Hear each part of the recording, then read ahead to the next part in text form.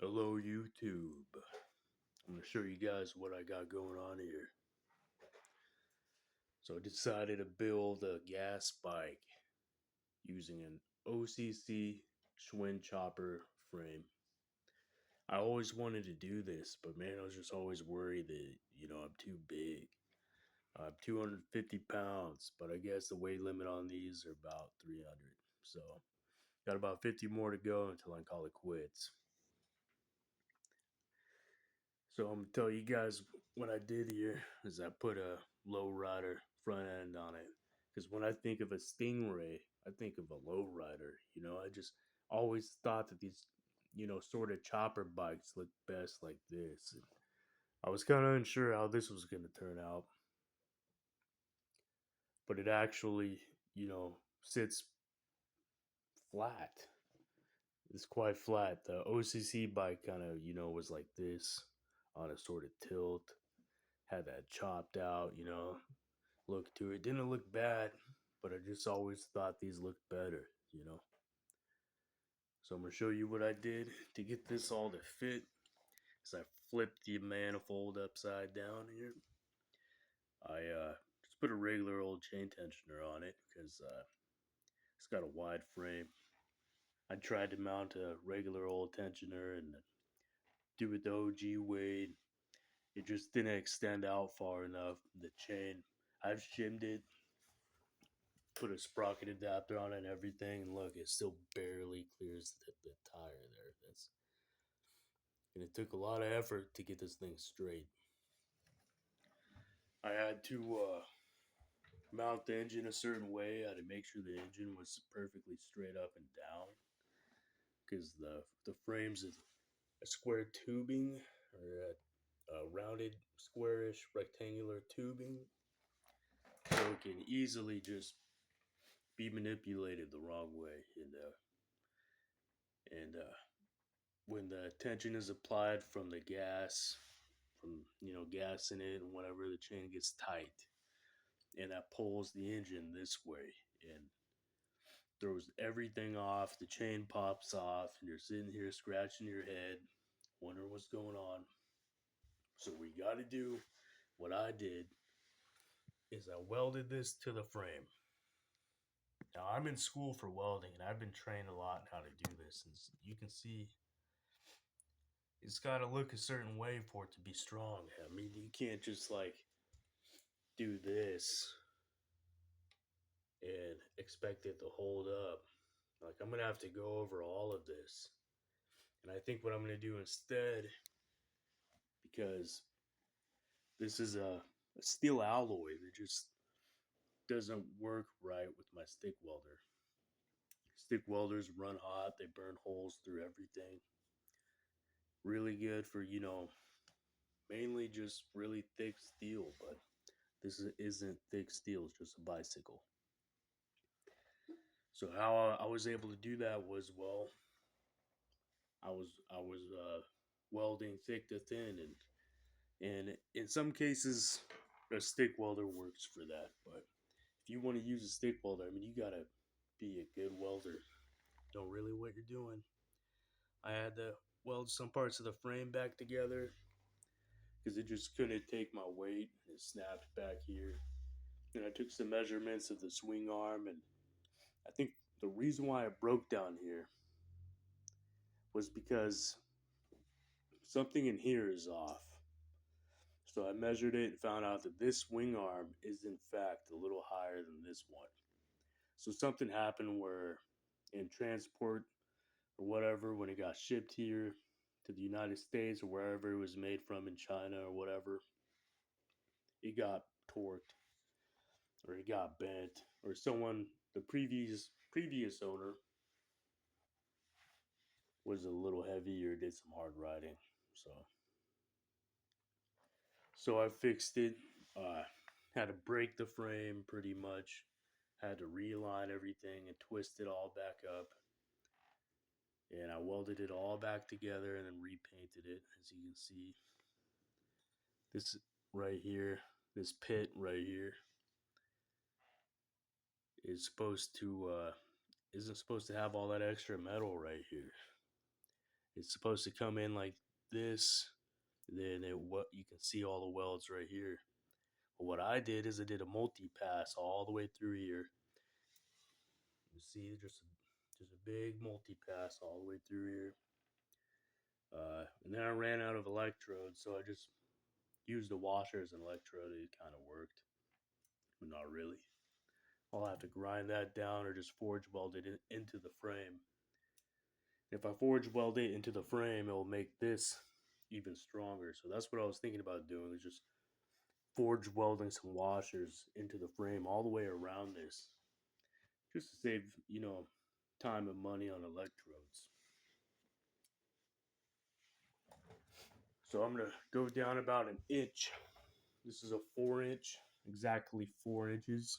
I went from 4 1/4, the standard width, down to 4, and I'm barely scraping by with the chain.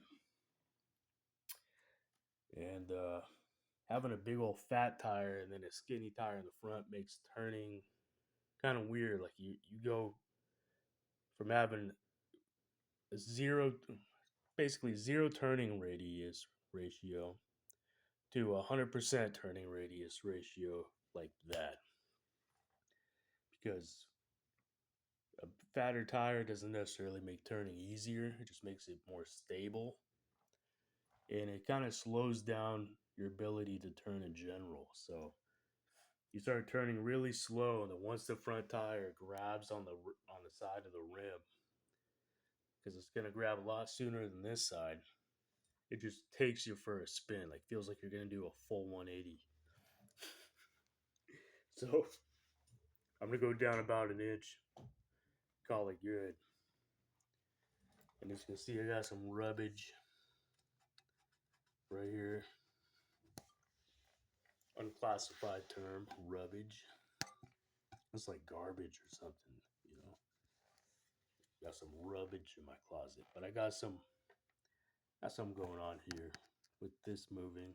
So I probably don't have enough rubber shimmed in here.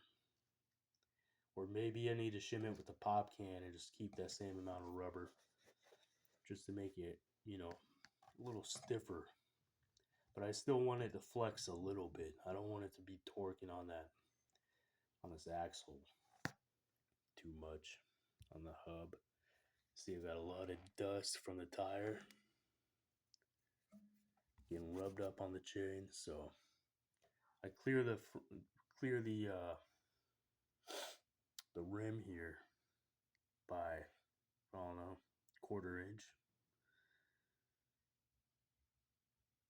So if I go down an inch in width, that'll bring me in almost direct alignment with the rim. So it might work. You might not rub against the tire anymore. Kind of a bummer. I really like this tire, man. It's got a cool design on it. It's kind of a soft tire, so I pump it up real freaking hard, and it just feels really good. This is a good tire. I just wish it would fit. Maybe later I'll buy another one, and then I'll shim the sprocket out, and I'll shim this out, and call it good. I'll probably do that on a whole other engine, though. I don't know. But as you can see,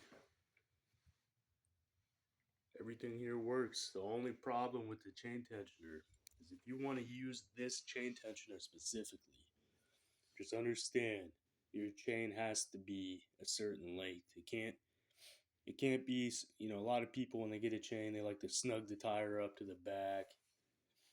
They like to get the chain nice and tight, so it rolls real good. But the problem is you got to use one of these tensioners. If you can MacGyver something, I've seen some people mount it up here, but I got an exhaust. It's snug real tight so I don't burn my leg. That's how I like my exhaust pipes to be. I don't like them coming around like that. I don't like them going around this way. I don't like them going under the frame. I like them to have some protection because the exhaust is isn't made from the strongest steel alloys. So I had to go over the pedal, over the kickstand, of course, and it's got a lot of protection. Nothing's gonna bump that. Nothing's gonna break it, and it's not gonna burn my leg. See, it's real tight. When I put my leg on here, I mean, I'm after a while, I'm just cruising like that. Nowhere near my leg. It's not cooking nothing. So, all in all, this thing's pretty freaking awesome, man. I got some lights up here for you.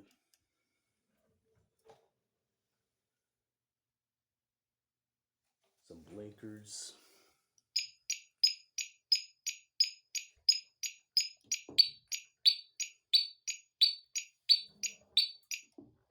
Doesn't get any better than that.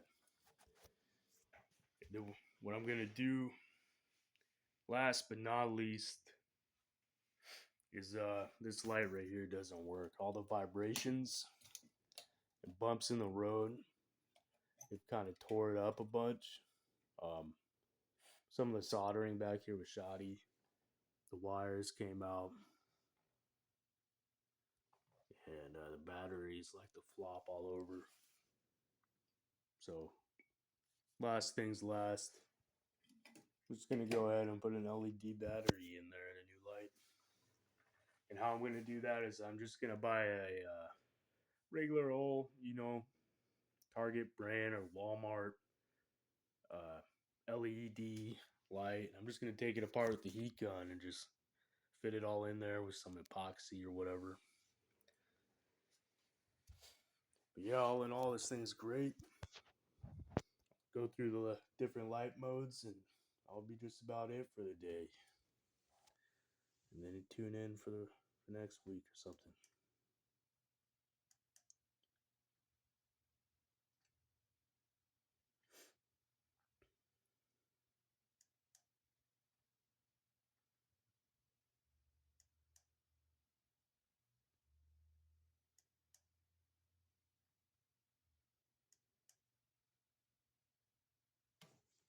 So there you have it.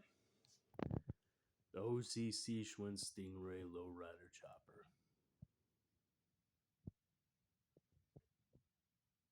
Stay awesome.